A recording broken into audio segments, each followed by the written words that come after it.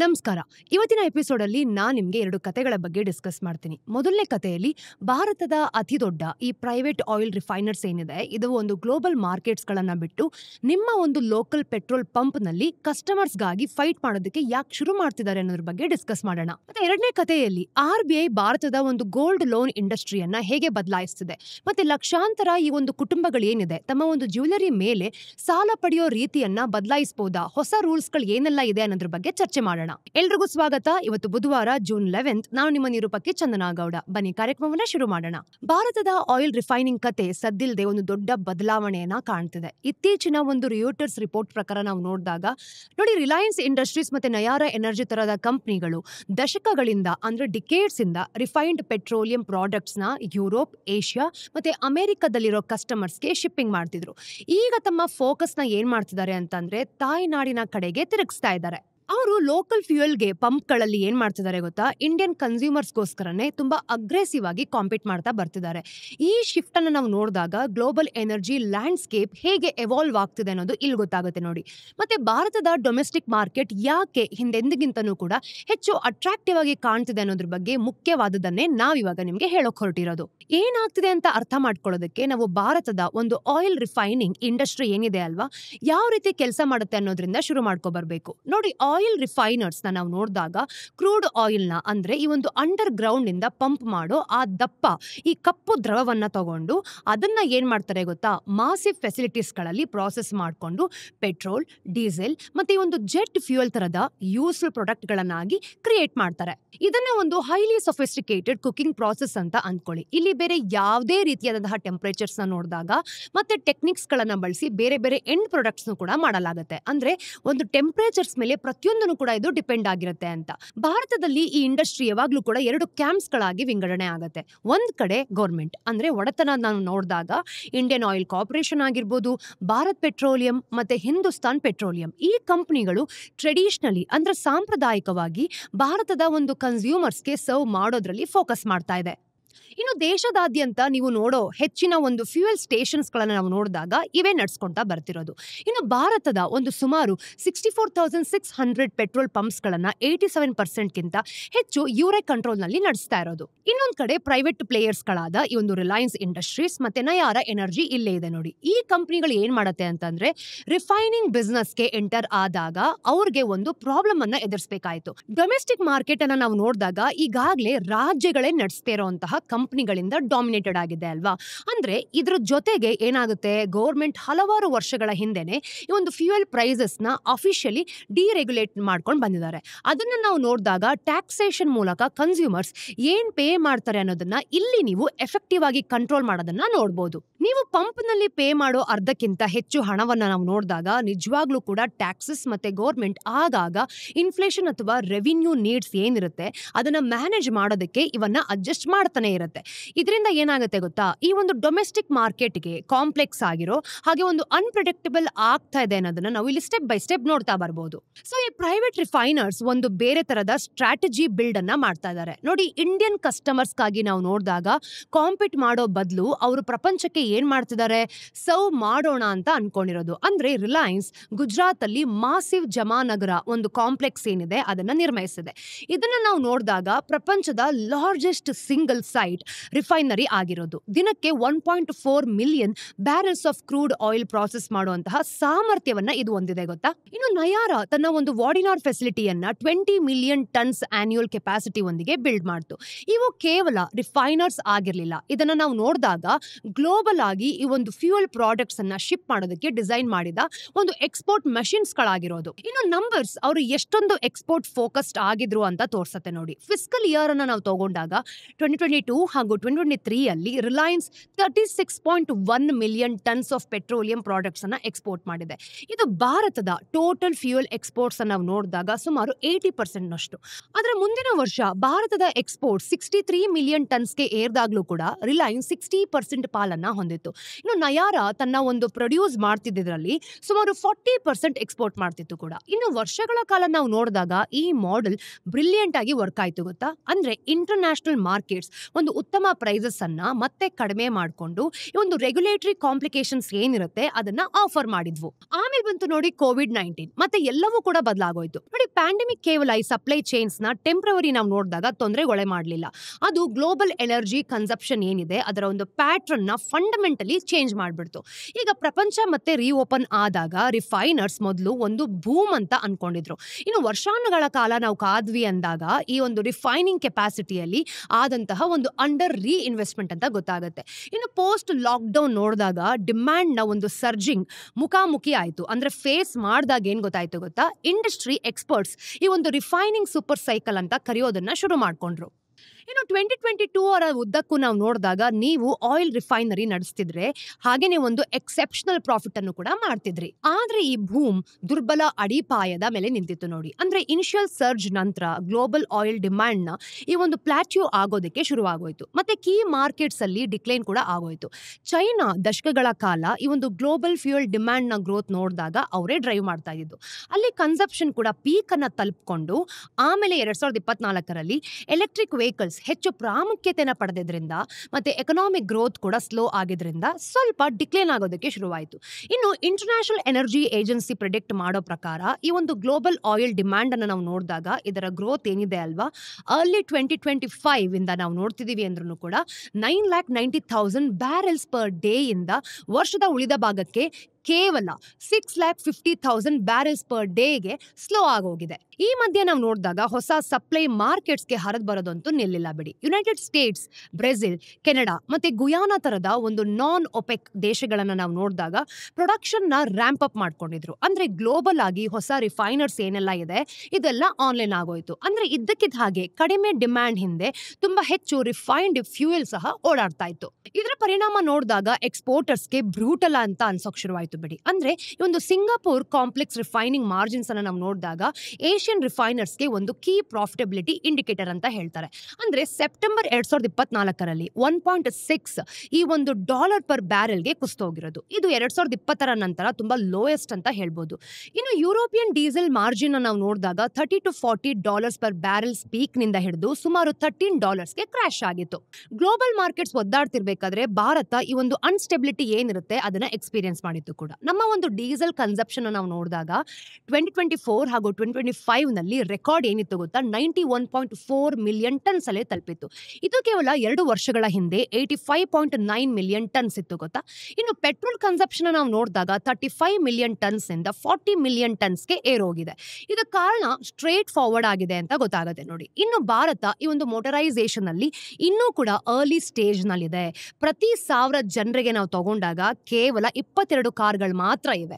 ಹಾಗಾಗಿ ಬೆಳವಣಿಗೆಗೆ ದೊಡ್ಡ ಅವಕಾಶ ಇದೆ ಅಂತ ಇಲ್ಲಿ ಗೊತ್ತಾಗುತ್ತೆ. ಇನ್ನು ಭಾರತದ ಕಾರ್ ಇಂಡಸ್ಟ್ರಿನ ನಾವು ನೋಡಿದಾಗ 2024ನಲ್ಲಿ ತನ್ನದೇ ಒಂದು ಬೆಸ್ಟ್ ಇಯರ್ ಅನ್ನ ಕಂಡಿತು. ಅಂದ್ರೆ 4.3 ಮಿಲಿಯನ್ ವೆಹಿಕಲ್ಸ್ಗಳು ಮಾರಾಟ ಆಗಿತ್ತು. ಇನ್ನು ಭಾರತದ ಒಂದು ಅರ್ಧಕ್ಕಿಂತ ಹೆಚ್ಚು ಈ ಒಂದು ಕುಟುಂಬಗಳು ಏನ್ ಮಾಡ್ತಿತ್ತು ಗೊತ್ತಾ, ಈಗ 2 ವೀಲರ್ಸ್ಗಳನ್ನ ಹೊಂದಿದೆ. ದಿಸ್ ಇಸ್ ಬೆಸ್ಟ್ ನ್ಯೂಸ್ ಅಂತ ಹೇಳ್ಬೋದು. ಈ ಆಪರ್ಚುನಿಟಿಗೆ ಮತ್ತಷ್ಟು ಸೇರಿಸಿದ ಏನ್ ಗೊತ್ತಾ, ಒಂದು ಅನ್ಎಕ್ಸ್ಪೆಕ್ಟೆಡ್ ಅಡ್ವಾಂಟೇಜ್. ಅಂದ್ರೆ heavily discounted Russian crude oil. ಈಗ 2022ಕ್ಕೂ ಮುಂಚೆ ರಷ್ಯಾ ಭಾರತಕ್ಕೆ ಒಂದು ಮೈನರ್ ಸಪ್ಲೈಯರ್ ಆಗಿತ್ತು ಅಲ್ವಾ. ಇಂಪೋರ್ಟ್ಸ್ ನಾವು ನೋಡಿದಾಗ ಕೇವಲ 1% ಜೊತೆ 17 ರ್ಯಾಂಕ್ ನಲ್ಲಿತ್ತು. ಆದ್ರೆ ಯುಕ್ರೇನ್ ಕಾನ್ಫ್ಲಿಕ್ಟ್ ನಂತರ ವೆಸ್ಟರ್ನ್ ಸ್ಯಾಂಕ್ಷನ್ಸ್ ಬಿದ್ದಾಗ ರಷ್ಯಾಗೆ ತಕ್ಷಣವೇ ಹೊಸ ಬೈಯರ್ಸ್ಗಳು ಕೂಡ ಬೇಕಾಗಿದ್ರು. ಇನ್ನು ರಷ್ಯನ್ ಕ್ರೂಡ್ ಹಾಗೆ ಮಾಸಿವ್ ಡಿಸ್ಕೌಂಟ್ಸ್ ನಲ್ಲಿ ಟ್ರೇಡ್ ಆಗೋದಕ್ಕೆ ಶುರುವಾಯಿತು. ಅರ್ಲಿ 2023 ನಲ್ಲಿ ಬ್ರೆಂಟ್ ಕ್ರೂಡ್ ಪ್ರೈಸಸ್ಗಿಂತ $25 to $30 ಪರ್ ಬ್ಯಾರೆಲ್ ಕಡಿಮೆ ಆಗಿದೆ. ಇಂಡಿಯನ್ ರಿಫೈನರ್ಸ್ ವಿಶೇಷವಾಗಿ ರಿಲಯನ್ಸ್ ಮತ್ತೆ ಈ ಒಂದು ರೋಸ್ ನೆಫ್ಟ್ ಅಂತ ಏನಿರುತ್ತೆ ಬ್ಯಾಕ್ಡ್ ನಯಾರಾಲ್ ಇದೆ. ಅಂದ್ರೆ ಈ ಅವಕಾಶವನ್ನ ಇವರೇ ಬಾಚಿಕೊಂಡಿದ್ದಾರೆ. ಇನ್ನು 2023 ಹೊತ್ತಿಗೆ ನಾವು ನೋಡಿದಾಗ ರಷ್ಯಾ ಭಾರತದ ಒಂದು ಲಾರ್ಜೆಸ್ಟ್ ಕ್ರೂಡ್ ಸಪ್ಲೈಯರ್ ಆಯ್ತು ಕೂಡ. ಇನ್ನು ಟೋಟಲ್ ಇಂಪೋರ್ಟ್ಸ್ ನ 30% ಹೆಚ್ಚು ಭಾಗವನ್ನ ಇವರೇ ಪೂರೈಸಿದ್ದಾರೆ. ಇವತ್ತು ರಷ್ಯಾ ಭಾರತದ ಒಂದು ಮಂತ್ಲಿ ಕ್ರೂಡ್ ನೀಡ್ಸ್ ನಾವು ನೋಡಿದಾಗ 35 to 40% ರೆಗ್ಯುಲರ್ ಆಗಿ ಸಪ್ಲೈ ಮಾಡುತ್ತೆ. ಇನ್ನು ಡಿಸ್ಕೌಂಟ್ಸ್ಗಳು ಕೂಡ ಮಿಡ್ 2025 ಹೊತ್ತಿಗೆ ಬ್ರೆಂಟ್ಗಿಂತ $2.25 ಪರ್ ಬ್ಯಾರೆಲ್ಗೆ ಕೆಳಗಡೆ ಬಂದಿರೋದು.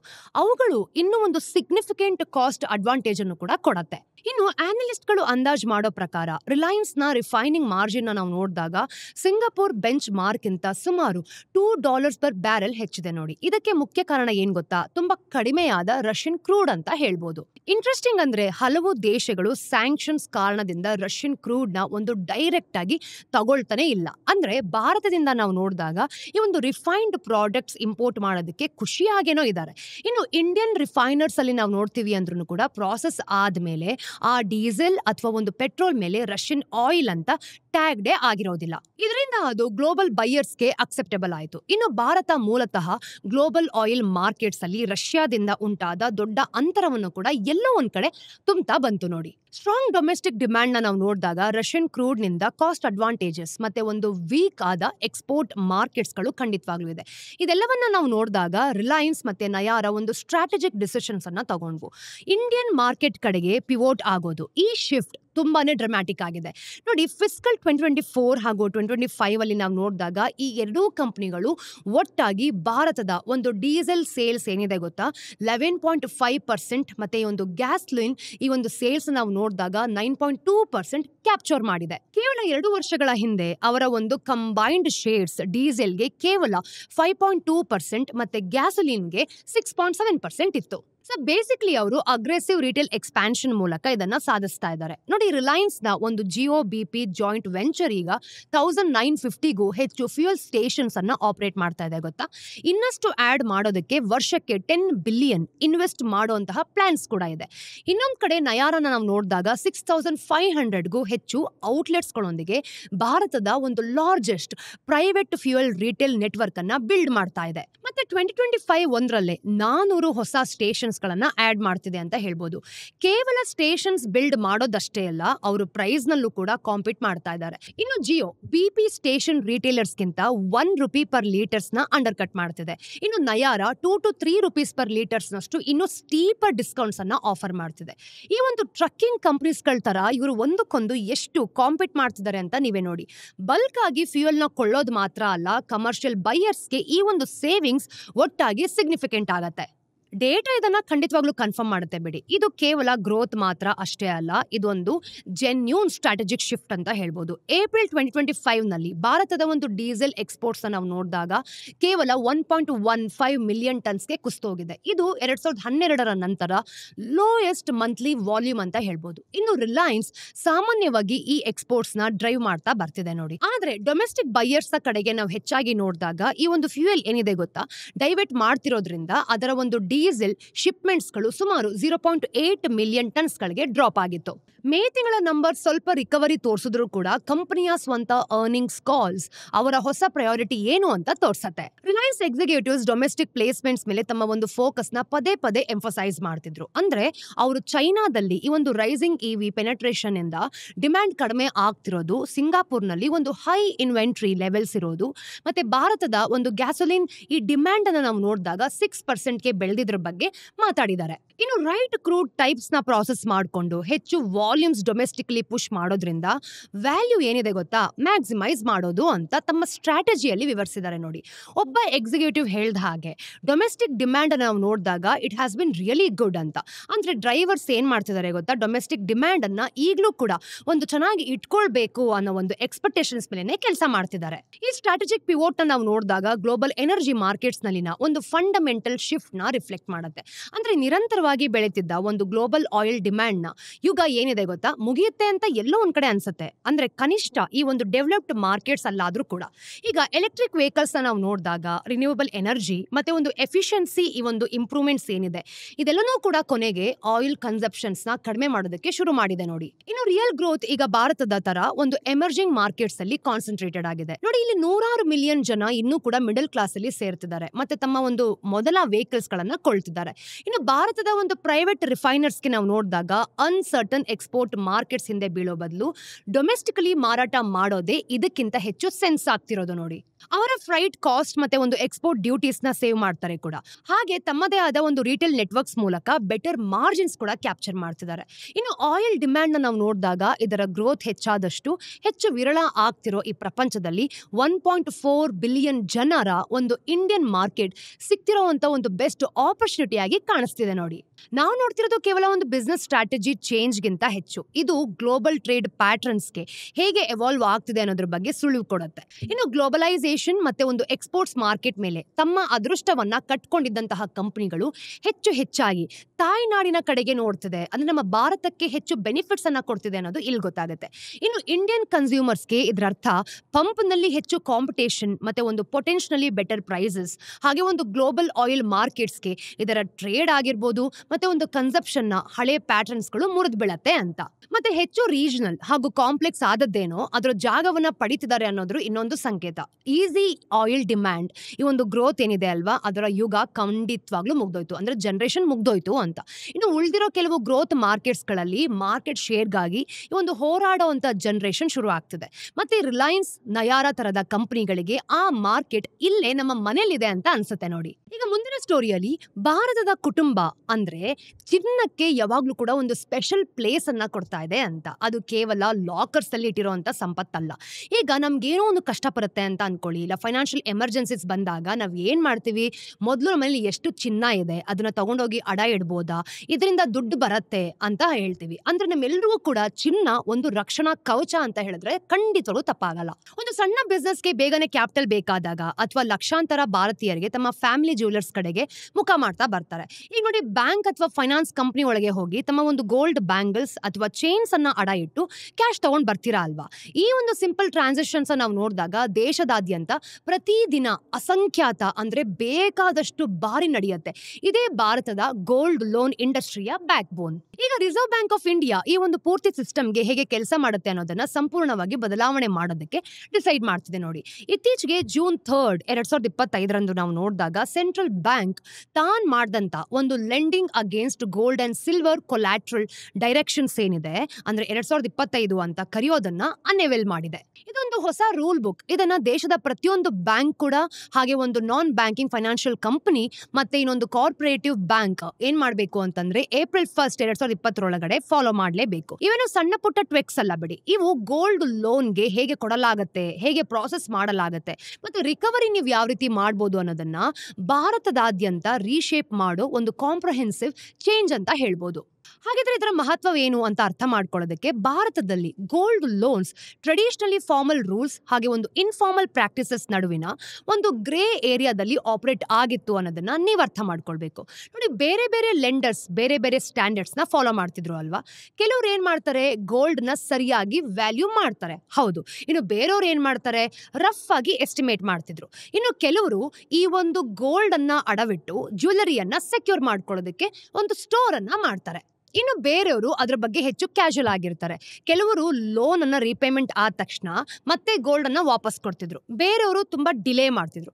ಕಳೆದ ವರ್ಷ ನಾವು ನೋಡಿದಾಗ ಸೆಪ್ಟೆಂಬರ್ ಅಲ್ಲಿ ಅಂದ್ರೆ RBI ಹಲವಾರು ಒಂದು ಕನ್ಸರ್ನಿಂಗ್ ಪ್ರಾಕ್ಟೀಸ್ ಗಳನ್ನ ಹೈಲೈಟ್ ಮಾಡಿತ್ತು. ಲೆಂಡರ್ಸ್ ಕ್ರಿಟಿಕಲ್ ಚೆಕ್ಸ್ ಗಳನ್ನ ಥರ್ಡ್ ಪಾರ್ಟೀಸ್ಗೆ ಔಟ್ಸೋರ್ಸ್ ಮಾಡ್ತಿರೋದ್ರಿಂದ ಹಿಡಿದು ಸೊ ಯಾರ್ಯಾರ ಮೇಲೆಲ್ಲ ಅನುಮಾನ ಬಂದಿತ್ತೋ ಅವರೆಲ್ಲರ ಮೇಲೂ ಕೂಡ ಕ್ಯಾಶ್ ಡಿಸ್ಬರ್ಸ್ಮೆಂಟ್ ಮಾಡೋ ತನಕ ಈ ಲೋನ್ಸ್ ಏನಿರುತ್ತೆ ಅಲ್ವಾ, ಇದನ್ನ ಕುಟುಂಬಗಳಿಗೆ ನೀಡ್ಸ್ ಗಳನ್ನ ಬಿಟ್ಟು ಬೇರೆ ಪರ್ಪಸ್ಗೆ ಮಿಸ್ಯೂಸ್ ಆಗಿದೆಯಾ ಅನ್ನೋದ್ರ ಒಂದು ಕ್ವಶನ್ ಇದರಿಂದ ಬಂದಿರೋದು ನೋಡಿ. ಹೊಸ ರೂಲ್ಸ್ಗಳು ಈ ಒಂದು ತೊಂದರೆಗೆ ಒಂದು ಆರ್ಡರ್ ತರೋದಕ್ಕೆ ಟ್ರೈ ಮಾಡ್ತಿದೆ. ಅದು ಗೋಲ್ಡ್ ಲೋನ್ ಬಿಸ್ನೆಸ್ ಇರೋ ಪ್ರತಿಯೊಬ್ಬರಿಗೂ ಕೂಡ ಇಂಪಾರ್ಟೆಂಟ್ ಅಂತ ಹೇಳ್ಬೋದು. ಅತಿ ದೊಡ್ಡ ಬ್ಯಾಂಕ್ಸ್ ಇಂದ ಹಿಡಿದು ಅತಿ ಸಣ್ಣ ಕೋಆಪರೇಟಿವ್ ಸೊಸೈಟೀಸ್ ತನಕ ಇದು ಅಪ್ಲೈ ಆಗೋ ಒಂದು ಯೂನಿಫಾರ್ಮ್ ಸೆಟ್ ಆಫ್ ಸ್ಟ್ಯಾಂಡರ್ಡ್ಸ್ ನ ಮೊದಲ ಬಾರಿಗೆ ಕ್ರಿಯೇಟ್ ಮಾಡತ್ತೆ. ಅತಿ ಬೇಸಿಕ್ ಕ್ವಶನ್ ಇಂದ ಶುರು ಮಾಡೋಣ ನೋಡಿ. ಈಗ ನೀವು ನಿಜವಾಗ್ಲೂ ಏನನ್ನಾದ್ರೂ ಲೋನ್ಗೋಸ್ಕರ ಪ್ಲೆಜ್ ಮಾಡ್ಬೋದು, ಅಂದ್ರೆ ಅಡವಿಡ್ಬೋದು ಅಂತ ಅನ್ಕೊಳ್ಳಿ. RBI ಕ್ರಿಸ್ಟಲ್ ಕ್ಲಿಯರ್ ಬೌಂಡ್ರೀಸ್ ಅನ್ನ ಹಾಕಿದೆ. ನೀವು ಜ್ಯುವೆಲರಿನ ಅಡ ಇಡ್ತೀರಾ ಅಥವಾ ಆರ್ನಮೆಂಟ್ಸ್ ಅಥವಾ ಕಾಯಿನ್ಸ್ ರೂಪದಲ್ಲಿರೋ ಗೋಲ್ಡ್, ಇಲ್ಲ ಅಂತಂದ್ರೆ ಸಿಲ್ವರ್ ಮೇಲೆ ಬಾರೋ ಮಾಡ್ತೀರಾ ಅಂತ. ಈಗ ಬೇಸಿಕ್ಲಿ ನಾವು ನೋಡಿದಾಗ ಈ ಒಂದು ರೆಗ್ಯುಲರ್ ಹೌಸ್ ಹೋಲ್ಡ್ಸ್ ಅಂದ್ರೆ ಭಾರತದ ಕುಟುಂಬಗಳು ಏನಿದೆ ಇವೆಲ್ಲ ಹೊಂದಿರೋ ಮತ್ತೆ ಬಳಸೋ ತರದ ಈ ಒಂದು ಪ್ರೇಷಿಯಸ್ ಮೆಟಲ್ಸ್ ಅಂತ ಹೇಳ್ತೀವಿ. ನಿಮ್ಮ ಮದುವೆಯ ನೆಕ್ಲೆಸ್ ನ ನೋಡಿ ಅಥವಾ ತಲೆಮಾರುಗಳಿಂದ ಬಂದಿರೋ ಆ ಸಿಲ್ವರ್ ಪಾತ್ರೆಗಳು, ಹಾಗೇನೆ ನಾವೇನಾದ್ರೂ ದೀಪಾವಳಿ ಆಗಿರ್ಬೋದು, ಯುಗಾದಿ ಸಮಯದಲ್ಲಿ ನೀವು ಕೊಂಡಂತಹ ಒಂದು ಗೋಲ್ಡ್ ಕಾಯಿನ್ಸ್, ಇವೆಲ್ಲವೂ ಕೂಡ ಅಕ್ಸೆಪ್ಟಬಲ್ ಕೊಲ್ಯಾಟ್ರಲ್ ಆಗಿ ಕ್ವಾಲಿಫೈ ಆಗತ್ತೆ. ಆದ್ರೆ ಬುಲಿಯನ್ ವಾಲ್ಟ್ ಅಲ್ಲಿರೋ ಹಾಗೆ ಈ ಕಾಣೋ ಯಾವುದೋ ವಸ್ತು ಕೂಡ ಈಗ ನಿಷಿದ್ಧ ಅಂತ ಹೇಳಕ್ ಆಗಲ್ಲ. ಈಗ ನೀವು ನೋಡಿ ರಾ ಗೋಲ್ಡ್ಸ್ ಬಾರ್ಸ್ ಅನ್ನು ನೋಡಿದಾಗ ಅಥವಾ ಸಿಲ್ವರ್ ಸ್ಲ್ಯಾಬ್ಸ್ ನ ಇಂಡಸ್ಟ್ರಿ ಏನ್ ಮಾಡ್ತೀರಾ, ಪ್ರೈಮರಿ ಗೋಲ್ಡ್ ಅಥವಾ ಬುಲಿಯನ್ ಅಂತ ಕರೀತೀರಾ. ಈಗ ಪ್ಲೆಜ್ ಮಾಡೋಕ್ ಆಗೋದೇ ಇಲ್ಲ. ಹಾಗೇನೆ ಈ ಒಂದು ಗೋಲ್ಡ್ಗೆ ಲಿಂಕ್ ಆದ ಎಲ್ಲಾ ಒಂದು ಮಾಡರ್ನ್ ಫೈನಾನ್ಷಿಯಲ್ ಪ್ರಾಡಕ್ಟ್ಸ್ ಅನ್ನ ನಾವು ನೋಡಿದಾಗ ಗೋಲ್ಡ್ ETFs ಆಗಿರ್ಬೋದು, ಗೋಲ್ಡ್ ಮ್ಯೂಚುವಲ್ ಫಂಡ್ಸ್ ಯೂನಿಟ್ಸ್ ಅಥವಾ ಸಾವರಿನ್ ಗೋಲ್ಡ್ ಬಾಂಡ್ಸ್ ತರ ಇವನ್ನ ಏನ್ ಮಾಡ್ತೀವಿ, ಕೊಲಾಟ್ರಲ್ ಆಗಿ ನಾವು ಖಂಡಿತವಾಗ್ಲೂ ಕೂಡ ಬಳಸೋದಕ್ಕಾಗಲ್ಲ. RBI ಬೇಸಿಕಲಿ ಹೇಳ್ತಿರೋದು ಏನು ಅಂತಂದ್ರೆ ಗೋಲ್ಡ್ ಲೋನ್ಸ್ ಈ ಒಂದು ಕುಟುಂಬಗಳಿಗೆ ಹೊಂದಿರೋ ಆಕ್ಚುಯಲ್ ಫಿಸಿಕಲ್ ಗೋಲ್ಡ್ ಮಾತ್ರ ಇರಬೇಕು ಅಂತ. ಟ್ರೇಡರ್ಸ್ ಸ್ಟಾಕ್ ಪೈಲ್ ಮಾಡಬಹುದಾದ ಇನ್ವೆಸ್ಟ್ಮೆಂಟ್ ಪ್ರಾಡಕ್ಟ್ಸ್ ಅಥವಾ ರಾ ಮೆಟೀರಿಯಲ್ಸ್ ಬಗ್ಗೆ ಖಂಡಿತವಾಗ್ಲೂ ಅಲ್ಲ. ನೋಡಿ, ಒಂದ್ ಪಕ್ಷ ನಿಮ್ಮ ಹತ್ರ ಚಿನ್ನ ಇದೆ ಅಂತ ಅನ್ಕೊಳ್ಳೋಣ, ಅದನ್ನ ನೀವು ಎಷ್ಟು ಅಡವಿಡಬಹುದು ಅನ್ನೋದ್ರ ಮೇಲೆ ಈ ಒಂದು ಲಿಮಿಟ್ ಸೆಟ್ ಆಗಿರುತ್ತೆ. ಈಗ ಗೋಲ್ಡ್ ಆರ್ನಮೆಂಟ್ಸ್ಗೆ ಯಾವುದೇ ಒಂದು ಸಿಂಗಲ್ ಬಾರೋವರ್ ಇರ್ತಾರೆ ಅಥವಾ 1 ಕಿಲೋಗ್ರಾಮ್ಸ್ಗಿಂತ ಹೆಚ್ಚು ಪ್ಲೆಜ್ ಮಾಡೋದಕ್ಕಾಗೋದೇ ಇಲ್ಲ. ಇದನ್ನ ನಾವು ನೋಡಿದಾಗ ಏನ್ ಗೊತ್ತಾಗುತ್ತೆ ಗೊತ್ತಾ, ತುಂಬಾನೇ ಜ್ಯುವೆಲರಿ ಆಯ್ತು ಅಂತ ಅನ್ಸುತ್ತೆ. ನೋಡಿ, ಸಿಲ್ವರ್ ಆರ್ನಮೆಂಟ್ಸ್ಗೆ ಕ್ಯಾಪ್ 10 ಕಿಲೋಗ್ರಾಮ್ಸ್ಗೆ ಸೆಟ್ ಆಗಿರುತ್ತೆ. ಆದ್ರೆ ಕಾಯಿನ್ಸ್ ವಿಷಯಕ್ಕೆ ನಾವು ಬಂದಾಗ ಲಿಮಿಟ್ಸ್ ತುಂಬಾನೇ ಟೈಟರ್ ಆಗಿದೆ ಅಂತ ಅನ್ಸುತ್ತೆ.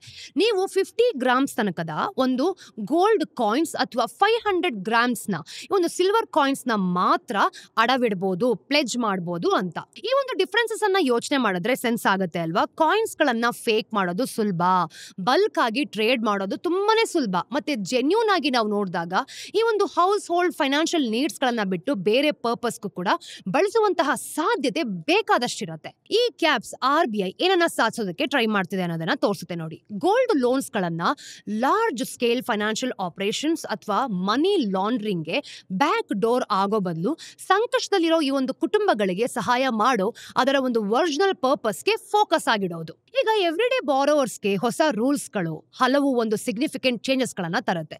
ಬಹುಶಃ ಅತಿ ಮುಖ್ಯವಾದದ್ದು ಏನ್ ಗೊತ್ತಾ, ಈಗ ನಿಮ್ಮ ಗೋಲ್ಡ್ ಮೇಲೆ ನೀವು ಎಷ್ಟು ಹಣ ಬಾರೋ ಮಾಡ್ಬೋದು ಅಂತ. ಅಂದ್ರೆ ನೀವು ಗೋಲ್ಡ್ ಅನ್ನ ಪ್ಲೆಜ್ ಮಾಡಿ ಎಷ್ಟು ಹಣ ಅದ್ರ ಮೇಲೆ ತಗೋಬಹುದು ಸಾಲವಾಗಿ ಅಂತ. ಈಗ ಹೊಸ ರೂಲ್ಸ್ ಪ್ರಕಾರ ನಾವು ನೋಡಿದಾಗ ನೀವೊಂದು ಪರ್ಸನಲ್ ಯೂಸ್ಗೆ ಒಂದು ಸಣ್ಣ ಲೋನ್ ಅನ್ನ ತಗೊಳ್ತೀರಿ ಅಂತ ಅನ್ಕೊಳ್ಳಿ. RBI ಇದನ್ನ ಕನ್ಸಪ್ಷನ್ ಲೋನ್ ಅಂತ ಕರೆಯುತ್ತೆ. ನೀವೀಗ ನಿಮ್ಮ ಒಂದು ಗೋಲ್ಡ್ ನ ವ್ಯಾಲ್ಯೂ ನೋಡಿದಾಗ 85% ತನಕ ಬಾರೋ ಮಾಡಬಹುದು. ಇನ್ನು ಲೋನ್ ಅಮೌಂಟ್ 2.5 lakhs rupees ಒಳಗಡೆ ಇದ್ರೆ, ಈ ಒಂದು ಸಿಂಪಲ್ ಟರ್ಮ್ಸ್ ಅಲ್ಲಿ ಹೇಳ್ಬೇಕು ಅಂತಂದ್ರೆ ನಿಮ್ಮ ಒಂದು ಗೋಲ್ಡ್ ಜ್ಯುವೆಲರಿ 1 ಲಕ್ಷದ ರೂಪಾಯಿ ಮೌಲ್ಯವಾಗಿದೆ ಅಂತ ಅನ್ಕೊಳ್ಳೋಣ. ನೀವೀಗ 85,000 ರೂಪಾಯಿ ಲೋನ್ ಅನ್ನ ಪಡಿಬಹುದು. ಮೊದಲು ಹೆಚ್ಚಿನ ಲೆಂಡರ್ಸ್ ಗಳು ಫಾಲೋ ಮಾಡ್ತಿದ್ದ ಈ ಒಂದು ಇನ್ಫಾರ್ಮಲ್ ನಾರ್ಮ್ಸ್ ನಾವು ನೋಡಿದಾಗ ಇದ್ರ ಪ್ರಕಾರ ನಿಮ್ಗೆ ಕೇವಲ 75,000 ರೂಪಾಯಿ ಮಾತ್ರ ಸಿಗ್ತಾ ಇತ್ತು. ಆದ್ರೆ ಇಲ್ಲೊಂದು ಸ್ಲೈಡಿಂಗ್ ಸ್ಕೇಲ್ ಇದೆ ನೋಡಿ. ನಿಮ್ಮ ಒಂದು ಲೋನ್ ಅಮೌಂಟ್ ಹೆಚ್ಚಾದಾಗ ನೀವು ಬಾರೋ ಮಾಡಬಹುದಾದ ಪರ್ಸೆಂಟೇಜ್ ಕಡಿಮೆ ಆಗುತ್ತೆ. ಹೌದು, ಅಂದ್ರೆ 2.5 ರಿಂದ 5 lakhs rupees ತನಕ ಇದರ ಒಂದು ನಡುವಿನ ಲೋನ್ಗೆ ನೀವು ಗೋಲ್ಡ್ ನ ವ್ಯಾಲ್ಯೂ ಏನಿರುತ್ತೆ 80% ತನಕ ಬಾರೋ ಮಾಡಬಹುದು. ಇನ್ನು 5 lakhs ಗಿಂತ ಹೆಚ್ಚಿನದಕ್ಕೆ ನಾವು ನೋಡಿದಾಗ ಅದು 75%ಗೆ ಇಳಿದೋಗುತ್ತೆ. ಈ ಒಂದು ಸ್ಟ್ರಕ್ಚರ್ ಬಿಸ್ನೆಸ್ ಅಥವಾ ಒಂದು ಇನ್ವೆಸ್ಟ್ಮೆಂಟ್ ಪರ್ಪಸ್ಗಾಗಿ ಈ ಒಂದು ಗೋಲ್ಡ್ ಲೋನ್ಸ್ ಅನ್ನ ಬಳಸಬಹುದಾದ ದೊಡ್ಡ ಬಾರೋವರ್ಸ್ಗಿಂತ ಎಮರ್ಜೆನ್ಸಿ ಫಂಡ್ಸ್ಗೆ ಬೇಕಾಗಿರೋ ಒಂದು ಸಣ್ಣ ಬಾರೋವರ್ಸ್ಗೆ ಸ್ಪಷ್ಟವಾಗಿ ಅನುಕೂಲ ಮಾಡಿಕೊಡುತ್ತೆ. ಇನ್ನು ಪೇಪರ್ ವರ್ಕ್ ರಿಕ್ವೈರ್ಮೆಂಟ್ಸ್ ಗಳನ್ನ ನಾವು ನೋಡಿದಾಗ ಇದು ಸಹ ಥ್ರೂಔಟ್ ಆಗಿ ರಿಸ್ಟ್ರಕ್ಚರ್ ಮಾಡಲಾಗಿದೆ ನೋಡಿ. 2.5 lakhs ತನಕ ಲೋನ್ಸ್ಗೆ ಒಂದು ಲೆಂಡರ್ಸ್ ಡೀಟೈಲ್ಡ್ ಇನ್ಕಮ್ ಪ್ರೂಫ್ ಅಥವಾ ಒಂದು ಕ್ರೆಡಿಟ್ ಅಸೆಸ್ಮೆಂಟ್ಸ್ ಗಳನ್ನ ಡಿಮ್ಯಾಂಡ್ ಮಾಡೋ ಹಾಗಿಲ್ಲ. ಈಗ ನಿಮ್ಮ ಗೋಲ್ಡ್ ಒಂದೇ ಒಂದು ಸಫಿಶಿಯಂಟ್ ಸೆಕ್ಯೂರಿಟಿ ಅಂತ ಕನ್ಸಿಡರ್ ಮಾಡಲಾಗುತ್ತೆ ನೋಡಿ. ಯಾರಾದ್ರೂ ಈ ಒಂದು ಹಾಸ್ಪಿಟಲ್ ಬಿಲ್ ಅಥವಾ ಒಂದು ಸ್ಕೂಲ್ ಫೀಸ್ ತರ ಕವರ್ ಮಾಡೋದಕ್ಕೆ 50,000 ರೂಪಾಯಿಗೆ ಯಾವುದೋ ಒಂದು ಪೀಸ್ ಆಫ್ ಜ್ಯುವೆಲರಿನ ಪ್ಲೆಜ್ ಮಾಡ್ತಿದ್ದಾರೆ ಅಂತ ಅನ್ಕೊಳ್ಳೋಣ. ಅವರು ಸ್ಯಾಲರಿ ಸ್ಲಿಪ್ಸ್ ಆಗಿರ್ಬೋದು ಮತ್ತೆ ಟ್ಯಾಕ್ಸ್ ರಿಟರ್ನ್ಸ್ ಏನಿರುತ್ತೆ ಅದನ್ನ ತರೋದಕ್ಕೆ ಓಡಾಡಬೇಕಾಗಿಲ್ಲ ನೋಡಿ. ಈ ಪ್ರಾಸೆಸ್ ಏನಿರುತ್ತೆ ತುಂಬಾ ಕ್ವಿಕ್ ಮತ್ತೆ ಸಿಂಪಲ್ ಆಗಿರ್ಬೇಕು. ಆದ್ರೆ ನೀವೇನಾದ್ರೂ 2.5 lakhs ಗಿಂತ ದೊಡ್ಡ ಲೋನ್ ಅನ್ನ ತಗೊಳ್ತಿದ್ದೀರಿ ಅಂತ ಅನ್ಕೊಳ್ಳೋಣ, ಹೆಚ್ಚು ಸ್ಕ್ರೂಟಿನಿಟಿ ಎಕ್ಸ್ಪೆಕ್ಟ್ ಮಾಡ್ಕೊಳ್ಳಿ. ಲೆಂಡರ್ಸ್ ನೀವು ರೀಪೇಮೆಂಟ್ ಮಾಡೋ ಕೆಪಾಸಿಟಿಯನ್ನ ಬೇರೆ ಯಾವುದೇ ಲೋನ್ಗೆ ಮಾಡೋ ಹಾಗಿಲ್ಲ, ಅಂದ್ರೆ ಅಸೆಸ್ ಮಾಡ್ತಾರೆ. ಇದರ ಅರ್ಥ ಏನ್ ಗೊತ್ತಾ, ನೀವು ಕೇವಲ ಒಂದು ಸಬ್ಸ್ಟಾನ್ಷಿಯಲ್ ಗೋಲ್ಡ್ ಹೋಲ್ಡಿಂಗ್ಸ್ ಇದೆ ಅನ್ನೋ ಒಂದು ಕಾರಣಕ್ಕೆ ಓವರ್ ಬಾರೋಯಿಂಗ್ ಏನಿದೆ ಅದನ್ನ ಮಾಡ್ತಿಲ್ಲ ಅಂತ ಖಚಿತಪಡಿಸ್ಕೊಳ್ಳೋದಕ್ಕೆ ಈ ಒಂದು ರೂಲ್ ಅನ್ನ ಮಾಡಿರೋದು. ಒಂದು ತುಂಬಾನೇ ಇಂಪಾರ್ಟೆಂಟ್ ಚೇಂಜ್ ಇದೆ ನೋಡಿ. ಈ ಲೋನ್ಸ್ ಗಳನ್ನ ನಾವು ನೋಡಿದಾಗ ಹೇಗೆ ಸ್ಟ್ರಕ್ಚರ್ ಮತ್ತೆ ರಿನ್ಯೂ ಮಾಡಲಾಗುತ್ತೆ ಅನ್ನೋದ್ರ ಬಗ್ಗೆ ಇದೆ. ಇವತ್ತು ಹೆಚ್ಚಿನ ಗೋಲ್ಡ್ ಲೋನ್ಸ್ ನಾವು ನೋಡಿದಾಗ ಬುಲೆಟ್ ಲೋನ್ಸ್ ಆಗಿರುತ್ತೆ. ಅಂದ್ರೆ ನೀವು ಹಣ ಬಾರೋ ಮಾಡಿಕೊಂಡು ತಿಂಗಳಾನುಗಟ್ಲೆ ಏನು ಪೇ ಮಾಡದೆ ಕೊನೆಗೆ ಇಂಟ್ರೆಸ್ಟ್ ಅನ್ನ ಸೇರಿಸ್ಕೊಂಡು ಎಲ್ಲವನ್ನು ಒಂದೇ ಸಲಕ್ಕೆ ವಾಪಸ್ ಕೊಡ್ತೀರಿ. RBI ಈ ಸ್ಟ್ರಕ್ಚರ್ ನ ಇನ್ನೂ ಕೂಡ ಅಲೋ ಮಾಡ್ತಿದೆ. ಆದ್ರೆ ಕೆಲವು ಒಂದು ಕ್ರೂಷಿಯಲ್ ಆದ ಹೊಸ ರಿಸ್ಟ್ರಿಕ್ಷನ್ಸ್ ಜೊತೆಗೆ ಇಂತಹ ಲೋನ್ಸ್ ಗಳಿಗೆ ಈಗ ಮ್ಯಾಕ್ಸಿಮಮ್ 12 ತಿಂಗಳು ಟರ್ಮ್ ಮಾತ್ರ ಇರಬಹುದು. ನೀವು ಲೋನ್ ನ ರಿನ್ಯೂ ಅಥವಾ ಒಂದು ರೋಲ್ ಓವರ್ ಮಾಡಬಹುದು. ಆದ್ರೆ ಇಲ್ಲಿದೆ ನೋಡಿ ಕೀ ಚೇಂಜ್.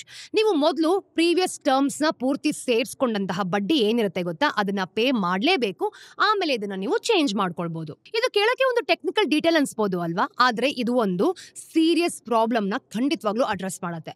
ಮೊದಲೆಲ್ಲ ಏನಾಗ್ತಿತ್ತು ಏನಾಗ್ತಿತ್ತು, ಈ ಒಂದು ಬಾರೋವರ್ಸ್ ಯಾರೆಲ್ಲ ಇರ್ತಾರೆ ಇಂಟ್ರೆಸ್ಟ್ ನ ಹಿನ್ನೆಲೆಯಲ್ಲಿ ಸದ್ದಿಲ್ಲದೆ ಬೆಳೆಯೋದಕ್ಕೆ ಬಿಡ್ತಾ ಇದ್ರು. ಇನ್ನು ಲೋನ್ಸ್ ನ ಇಂಡಿಫೈನೆಟ್ ಆಗಿ ರೋಲ್ ಓವರ್ ಮಾಡ್ತಾನೆ ಇರ್ಬೋದಾಗಿತ್ತು. ಹಾಗೇನೆ ಈ ಒಂದು ಕೆಲವು ವರ್ಷಗಳ ನಂತರ ನಾವು ನೋಡಿದಾಗ ಅವರು ಕಟ್ಟಕ್ ಆಗದಿರೋಷ್ಟು ಈ ಒಂದು ಮಾಸಿವ್ ಬಿಲ್ ಏನಿರುತ್ತೆ ಅದನ್ನ ಎದುರಿಸ್ತಾ ಇದ್ರು. ಇದರಿಂದ ಹೆಚ್ಚಾಗಿ ತಮ್ಮ ಒಂದು ಗೋಲ್ಡ್ ಅನ್ನ ಕಳ್ಕೊಳ್ಳುವಂತಹ ಬೇಕಾದಷ್ಟು ಚಾನ್ಸಸ್ ಗಳಿತ್ತು. ಇನ್ನು ಹೊಸ ರೂಲ್ ಏನ್ ಮಾಡ್ತಿದೆ, ಬಾರೋವರ್ಸ್ ಕನಿಷ್ಠ ಒಂದು ರೆಗ್ಯುಲರ್ ಆಗಿ ಇಂಟ್ರೆಸ್ಟ್ ನ ಕ್ಲಿಯರ್ ಮಾಡ್ತಾ ಇರೋ ಹಾಗೆ ಫೋರ್ಸ್ ಮಾಡ್ತಿದೆ. ಇದರಿಂದ ಸಾಲ ಕಂಟ್ರೋಲ್ ಅನ್ನ ಮೀರ್ಕೊಂಡು ಬೆಳೆಯೋದಕ್ಕೆ ಚಾನ್ಸಸ್ ಗಳು ಏನಿರುತ್ತೆ ಅದನ್ನ ತಡೆಯುತ್ತೆ. ಈ ಹೊಸ ರೂಲ್ಸ್ ಅಲ್ಲಿ ನಾವು ನೋಡಿದಾಗ ಕನ್ಸ್ಯೂಮರ್ ಪ್ರೊಟೆಕ್ಷನ್ ಮೆಜರ್ಸ್ ಬಹುಶಃ ಭಾರತದ ಒಂದು ಗೋಲ್ಡ್ ಲೋನ್ ಸೆಕ್ಟರ್ ಅಲ್ಲಿ ಹಿಂದೆಂದೂ ಕಂಡಿರದಿರೋಷ್ಟು ಕಾಂಪ್ರೊಮೆನ್ಸ್ ಆಗಿದೆ ಅಂತ ಗೊತ್ತಾಗುತ್ತೆ. ಇನ್ನು ಟ್ರಾನ್ಸಾಕ್ಷನ್ಸ್ ನಾವು ನೋಡಿದಾಗ ಪ್ರತಿಯೊಂದು ಸ್ಟೇಜ್ಗೂ ಕೂಡ ಈಗ ಬಾರೋವರ್ಸ್ ನ ಅನ್ಫೇರ್ ಪ್ರಾಕ್ಟೀಸ್ ಗಳಿಂದ ಪ್ರೊಟೆಕ್ಟ್ ಮಾಡೋದಕ್ಕೆ ಡಿಸೈನ್ ಮಾಡ್ತಿರೋ ಕ್ಲಿಯರ್ ಗೈಡೆನ್ಸ್ ಗಳು ಇಲ್ಲಿದೆ ನೋಡಿ. ವ್ಯಾಲ್ಯೂಯೇಷನ್ ಅನ್ನೇ ತಗೊಳ್ಳಿ, ಲೆಂಡರ್ಸ್ಗೆ ಈಗ ತಮ್ಮ ಎಲ್ಲಾ ಬ್ರಾಂಚ್ ಗಳಲ್ಲೂ ಕೂಡ ಗೋಲ್ಡ್ ನ ತೂಕ ಮಾಡೋದಕ್ಕೆ ಮತ್ತೆ ಪ್ಯೂರಿಟಿ ಟೆಸ್ಟ್ ಏನಿರುತ್ತೆ ಅದನ್ನ ನೋಡ್ಕೊಳ್ಳೋದಕ್ಕೆ ಸ್ಟ್ಯಾಂಡರ್ಡೈಸ್ ಪ್ರಾಸೆಸ್ ಹೊಂದಿರಬೇಕು. ಇನ್ಮೇಲೆ ಮನ್ಸಿಗೆ ಬಂದಿರೋ ರೀತಿ ಈ ಒಂದು ಆರ್ಬಿಟ್ರಿ ಅಸೆಸ್ಮೆಂಟ್ಸ್ ಅಥವಾ ಬೇರೆ ಬೇರೆ ಲೊಕೇಶನ್ಸ್ ಅಲ್ಲಿ ಅಥವಾ ಬೇರೆ ಬೇರೆ ಸ್ಟ್ಯಾಂಡರ್ಡ್ಸ್ ಇರೋದಿಲ್ಲ. ನೀವು ಬಾರೋವರ್ ಆಗಿ ನಿಮ್ಮ ಒಂದು ಗೋಲ್ಡ್ ಟೆಸ್ಟ್ ಮಾಡಬೇಕಾದ್ರೆ ಅಲ್ಲೇ ಇರೋ ಹಕ್ಕು ನಿಮ್ದಾಗಿರುತ್ತೆ. ಇನ್ನು ಒಂದು ಬ್ಯಾಂಗಲ್ಸ್ ನೀವು ನೋಡಿದಾಗ 22 ಕ್ಯಾರೆಟ್ ಅಂತ ಹೇಳ್ತಿದ್ರೆ ಅದನ್ನ ನೀವು 22 ಕ್ಯಾರೆಟ್ ರೇಟ್ಸ್ ಅಲ್ಲಿ ವ್ಯಾಲ್ಯೂ ಮಾಡಬೇಕು, ಅದಕ್ಕಿಂತ ಕಡಿಮೆ ಅಲ್ಲ. ಒಂದ್ ಪಕ್ಷ ಲೆಂಡರ್ ಯಾವುದೇ ಡಿಡಕ್ಷನ್ ಮಾಡಿದ್ರೆ, ಫಾರ್ ಎಕ್ಸಾಂಪಲ್ ಜ್ಯುವೆಲರಿಲಿರೋ ಸ್ಟೋನ್ ಗಾಗಿ ಅವರು ಹೇಗೆ ವ್ಯಾಲ್ಯೂ ಕ್ಯಾಲ್ಕುಲೇಟ್ ಮಾಡ್ತಿದ್ರು ಅಂತ ನಿಖರವಾಗಿ ವಿವರಿಸೋ ಒಂದು ಡೀಟೇಲ್ ಸರ್ಟಿಫಿಕೇಟ್ ನಿಮಗೆ ಕೊಡಬೇಕು. ಇನ್ನು ಒಪ್ಯಾಕ್ ಟ್ರಸ್ಟ್ ಮೀ ವ್ಯಾಲ್ಯೂಯೇಷನ್ಸ್ ದಿನಗಳು ಕೂಡ ಮುಗ್ದೋಯ್ತು. ಹಾಗೇನೆ ಒಂದು ಸ್ಟೋರೇಜ್ ಮತ್ತೆ ಸೆಕ್ಯೂರಿಟಿಗೂ ಕೂಡ ಇದೇ ತರದ ಗಮನವನ್ನ ಕೊಡಲಾಗ್ತಿದೆ. ನಿಮ್ಮ ಗೋಲ್ಡ್ ನ ಕೇವಲ ಲೆಂಡರ್ಸ್ ನ ಸ್ವಂತ ಎಂಪ್ಲಾಯೀಸ್ ಗಳು ಮಾತ್ರ ಹ್ಯಾಂಡಲ್ ಮಾಡಬಹುದು. ತುಂಬಾ ಕೇರ್ಲೆಸ್ ಆಗಿರೋ ಅಥವಾ ಅಕೌಂಟಬಲ್ ಆಗಿರಬಹುದಾದ ಥರ್ಡ್ ಪಾರ್ಟೀಸ್ಗೆ ಔಟ್ಸೋರ್ಸಿಂಗ್ ಮಾಡೋ ಅಂತ ಅವಕಾಶನೇ ಇಲ್ಲ. ಅದನ್ನ ಪ್ರಾಪರ್ ವಾಲ್ಸ್ ಮತ್ತೆ ಸೆಕ್ಯೂರಿಟಿ ಸಿಸ್ಟಮ್ ಇರೋ ಒಂದು ಬ್ರಾಂಚಸ್ ಅಲ್ಲಿ ಮಾತ್ರ ಇಡಬೇಕು. ಇನ್ನು ಹಲವು ದೊಡ್ಡ MBFC ಗಳನ್ನ ನೋಡಿದಾಗ ಈಗಾಗಲೇ ಇಂತಹ ಒಂದು ಸ್ಟ್ಯಾಂಡರ್ಡ್ಸ್ ನ ಮೇಂಟೈನ್ ಮಾಡ್ತಿದೆ. ಆದ್ರೆ ಈಗ ಒಂದು ಪ್ರತಿಯೊಬ್ಬರಿಗೂ ಕೂಡ ಮ್ಯಾಂಡೇಟರಿ ಆಗಿರೋ ಸಿಸ್ಟಮ್ ಬಂದಿದೆ ನೋಡಿ. ಒಂದು ಬ್ರಾಂಚ್ ಅಲ್ಲಿ ಅಡ್ವೊಕೇಟ್ ಸೆಕ್ಯೂರಿಟಿ ಇನ್ಫ್ರಾ ಇಲ್ದಿದ್ರೆ ಅದು ಗೋಲ್ಡ್ ಲೋನ್ಸ್ ಕೊಡೋ ಹಾಗೆ ಇಲ್ಲ. ಬಹುಶಃ ಅತಿ ಮುಖ್ಯವಾಗಿ ನಾವು ನೋಡಿದಾಗ ಲೋನ್ ರಿಪೇಮೆಂಟ್ ಆದ ನಂತರ ಗೋಲ್ಡ್ ವಾಪಸ್ ಕೊಡೋದಕ್ಕೆ ಈಗ ಒಂದು ಸ್ಟ್ರಿಕ್ಟ್ ಟೈಮ್ ಲೈನ್ ಮತ್ತೆ ಪೆನಾಲ್ಟೀಸ್ ಇದೆ.